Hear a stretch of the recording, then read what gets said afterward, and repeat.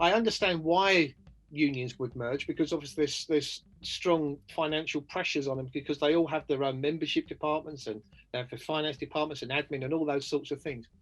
But there is alternatives. There are such things as federations.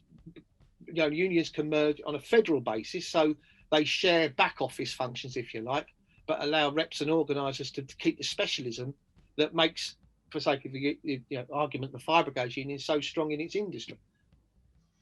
Yeah, and each their own. Every union has got to decide what's best for it. And you can understand, as I say, where there are particular financial pressures and unions are on the brink of going out of business potentially.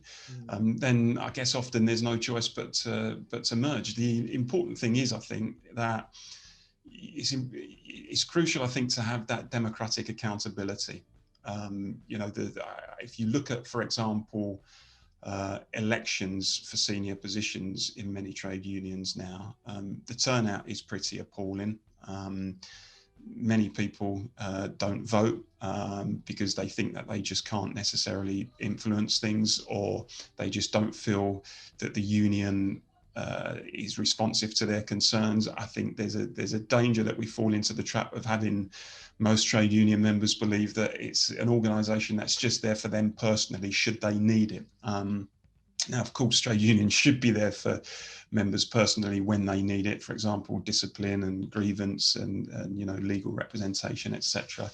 But they shouldn't lose sight of the fact that they're also collective organisations that are there to use their common strength to campaign industrially for better pay and conditions, and more broadly to try to influence the political debate more widely.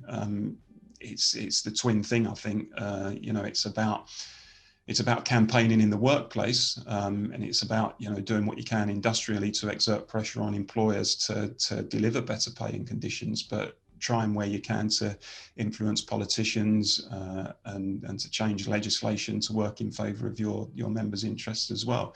But unions are at their best when they're living, breathing, democratic organisations that have got that organic link to their members, and where members feel that they can genuinely influence what's going on at the top. Where that doesn't happen, that's what leads to low turnouts in elections. And I think there's also a danger that the bluff is called of trade union leaders who purport to speak on behalf of their members publicly. But when you scratch below the surface, the media can say, well, hold on a second, you were only elected on a tiny percentage of the vote.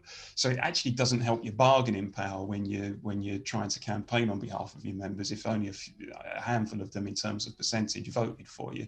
So it's in everyone's interest, I think, from a trade unionist point of view, to make sure that there is that democratic engagement. But it often doesn't happen, and that's a real problem.